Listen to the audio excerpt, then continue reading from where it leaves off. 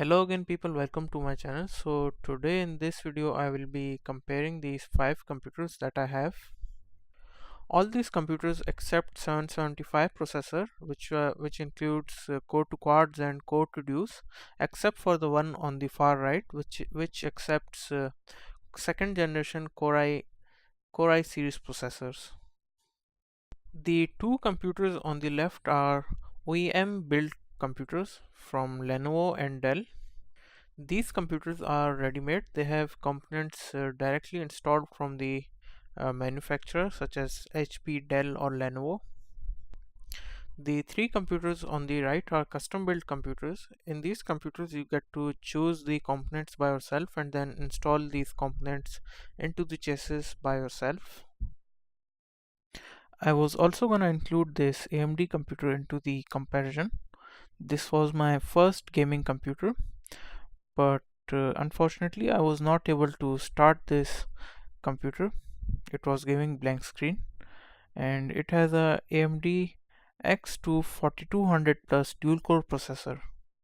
I will test these computers by using these processor. One is a Core2Due E8400, other is a Core2Quad Q8200, this graphic card, and this Intel 80GB SSD to see if these computers support these more modern SSDs or not.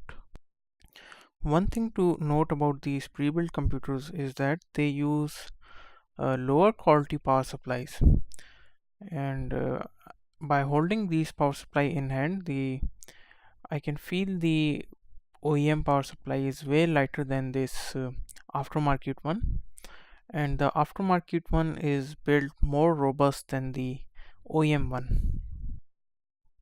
I had to replace the original power supplies with the aftermarket one. In Lenovo, Dell and another computer it was a HP because the original power supply stopped working. So without any further ado, let's start testing these computers.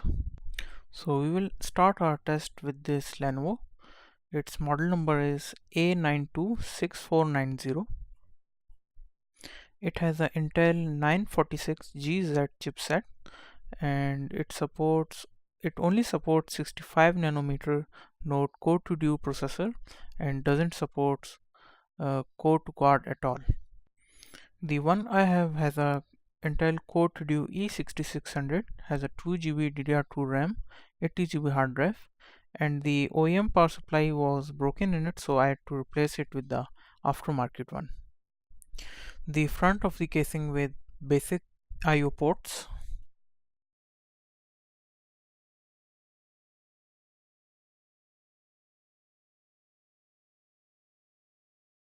This is the back of the casing.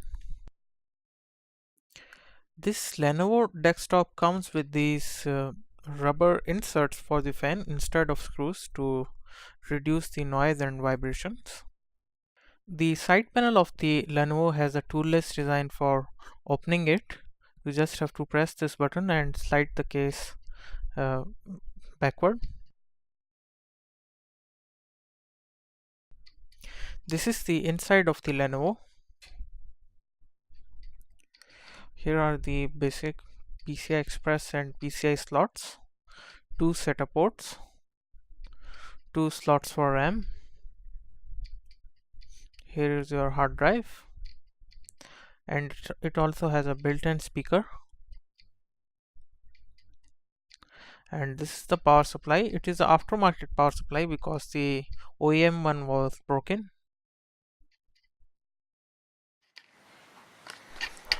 When power is supplied to the computer for the first time, it does some sort of a self-test by turning itself on for like 7 seconds and turns off again. Then we have to press the power button again to turn on the computer.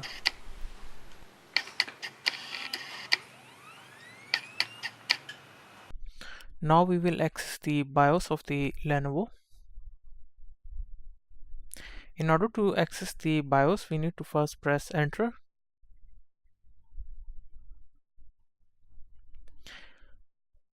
And then at this prompt we need to press F1. Here you can see the BIOS version and model number of the computer. Here are the specifications, like how much RAM and which kind of a processor you are running, and we'll go through all the necessary setups. Here's the startup sequence.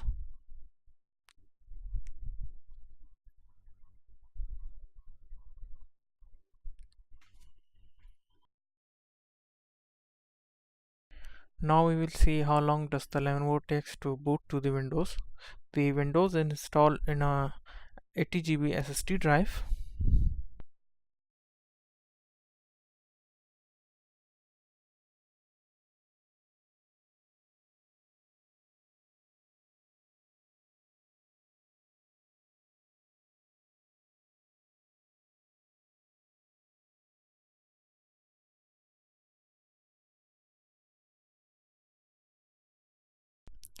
And it boots off of SSD without any problem and is significantly faster than a regular hard drive.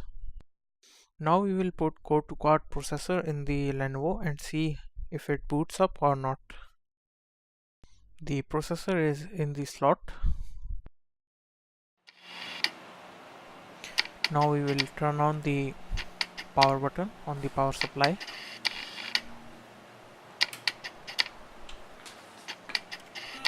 And after turning the power supply on, the fans and all the fans run at high speeds, and there are no LED notifications.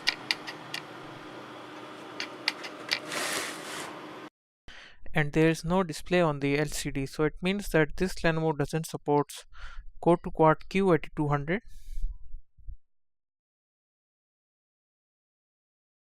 Now we will see if it turns on with the Core2Due E8400.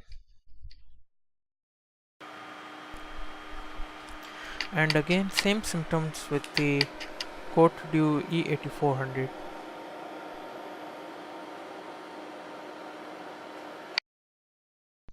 Again we have a blank screen, so it means that it doesn't support a Core2Due E8400. Now we will see if it supports graphic card. Here's my ATI HT 4830 in the Lenovo,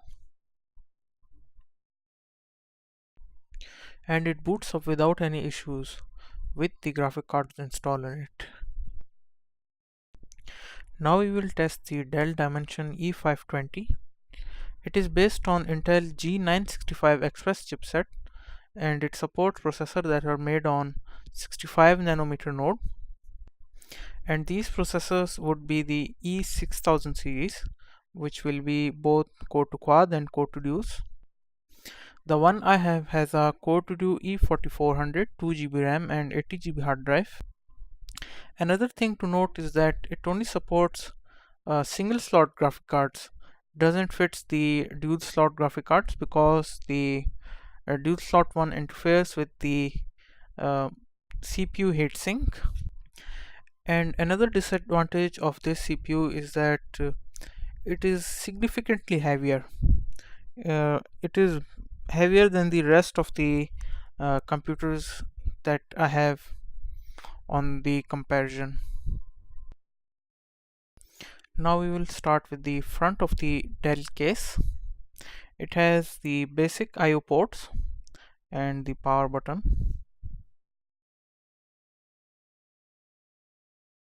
Here is the back of the casing. Again, the Dell comprises of the mostly toolless design, just like the Lenovo. To open up the side panel, we need to pull on this tab to release the side panel.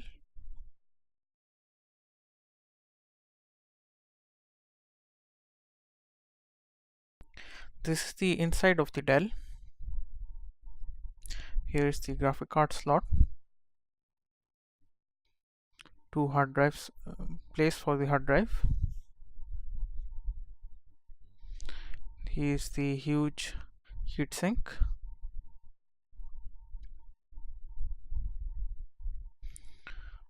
High speed 120 mm fan, 4 RAM slots, 4 SATA ports,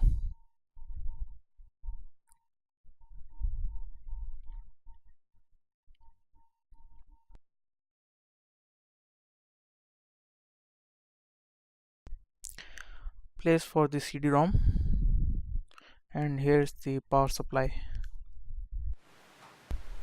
The Dell also does a self uh, power on test when the power is first applied to it. There are a couple of LEDs on the front of the case which lights up when the computer is first started up. It does some sort of a self test when the computer is started.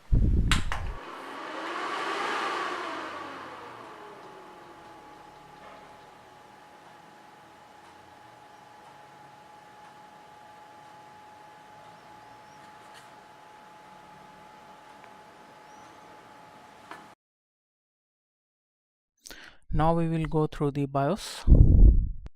It can be accessed by pressing F2.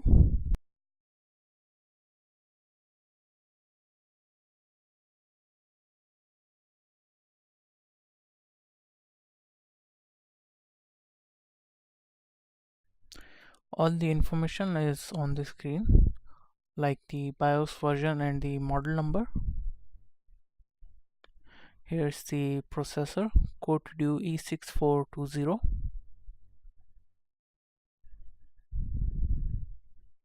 Here is the RAM, 2 GB of RAM. Here is the hard drives.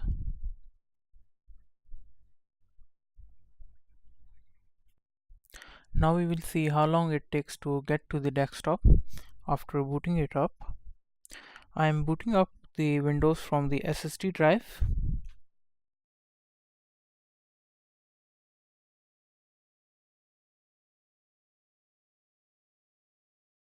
And it boots up fairly quick. Now I will throw in a Core2Quad Q8200 processor in it. Processor in the socket. And after turning it on, it does this. It gives a yellow power light, and all the fans are on full speed, and it doesn't give any display. Now I will throw the Core2Due in it, and again same symptoms with the Core2Due. When I tried putting graphic cards in it, I found out that this Dell doesn't take dual slot graphic cards, it takes single slot graphic cards, because the graphic card interferes with the CPU heatsink above. Here is my single slot Quadro GPU, and it fits in the Dell computer without any issues. And here's the graphic cards in the device manager. So this means that this Dell does support dedicated GPUs. So this is my custom computer that I also use it as a HTPC. It has a Intel Core2Due E7500 processor and Intel DG31PR motherboard. It supports all modern Core2Due and Core2Quad processor. Has a 2 GB of DDR II Ram, 80 GB SSD, and has a more robust power supply than the OEM ones. So let's get on the test bench and start testing it. Here's the front of the case, and I did a handle mod on this case, and the tutorial for it will be in the description, so you can see the video on how I did the handle mod. This is the back of it. Here's the side panel of the case, and it also has a toolless design. You just have to flip these tabs and remove this side panel.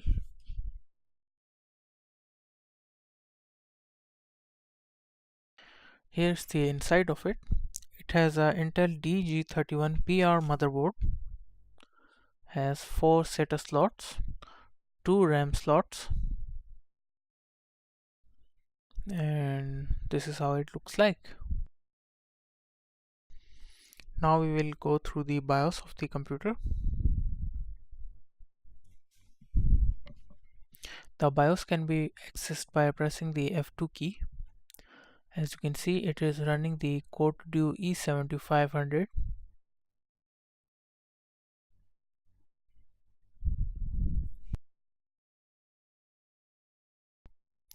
Now we will test the boot time.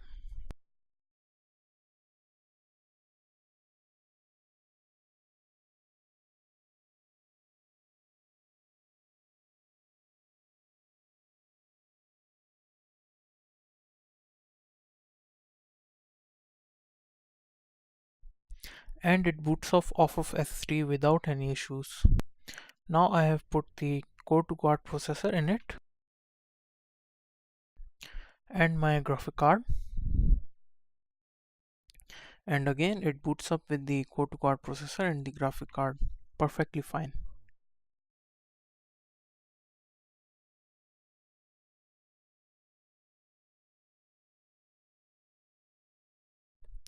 This is the second custom computer. It has a flagship Core2Due series processor. It is a Core2Due E8400, has a Intel DQ45CB motherboard, and again it supports both the modern Core2Due and Core2Quad processors, and has a 2 GB RAM and 80 GB hard drive. Here is the front of the case. This is the back of the case. It has the similar toolless design of the HTPC case that I showed earlier, but the tabs are broken, so the side panel is screwed in with the Phillips head screws. Here is the inside of the case. It has the Intel DQ45CB motherboard. It has 4 RAM slots and 4 SATA slots.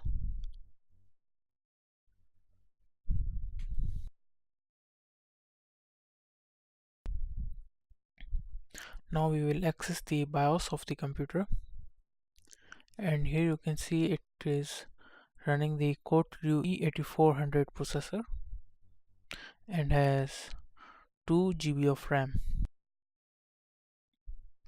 Now we will see how long it takes to boot to the desktop with the 80 GB SSD.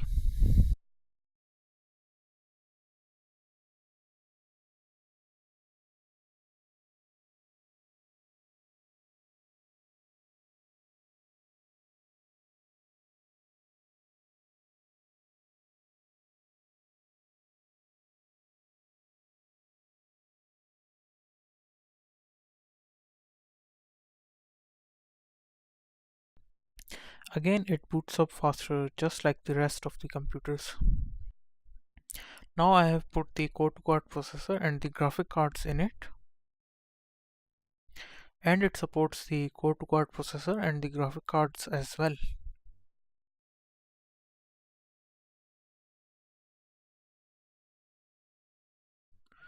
So this is the most modern and powerful computer on this video.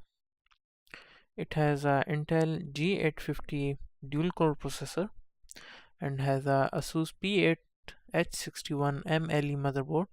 Now this motherboard supports the more modern Intel second generation I series processor and has a 4 GB DDR3 RAM and 80 GB hard drive. This is the front of the case. This is the back of the casing. Also note that this computer also supports serial port. Now we will remove the side panel. It is screwed in with the Phillips head screwdriver. Also note that this case has a place for padlock, so you can put a padlock on it to protect your valuable components. Here is the inside of the case. It has the Asus P8H61MLE motherboard, has 2 PCI Express slots and 4 SATA ports. Here is the power supply, which is a 80 plus bronze certified, and has 2 DDR3 RAM slots. The BIOS is accessed by pressing delete key, and it has a newer version of BIOS which is called UEFI BIOS. Right now I have the Intel Pentium G850 and 2 GB of DDR3 RAM installed in it. Now we will check the boot time with the SSD drive.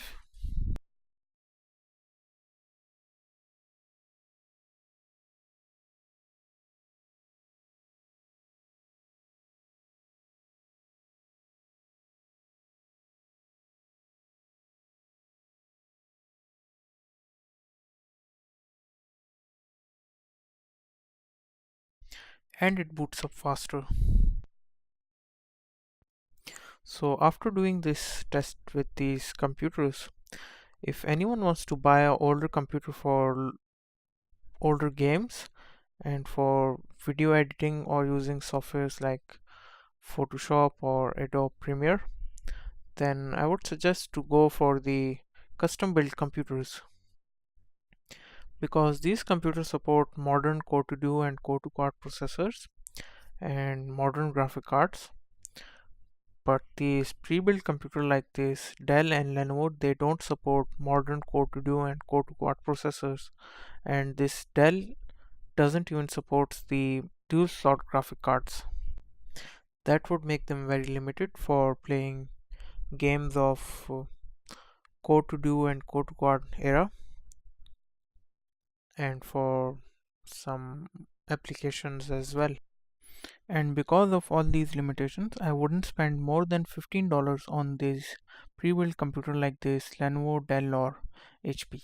In 2018, these Core2Due and Core2Quads are very inefficient and unproductive to use by today's standard.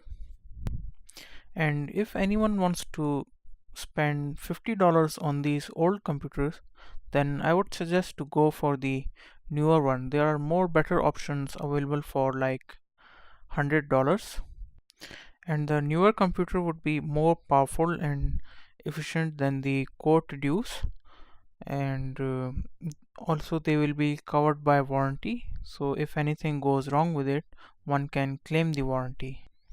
So I will now conclude this video here, and I hope that this video was helpful to you guys. And if you like this video, then give it a thumbs up, or if you don't like it, then give it a thumbs down, and please subscribe to my channel for more videos like these. So this is it. Have a nice day and goodbye. DIY Mac signing out.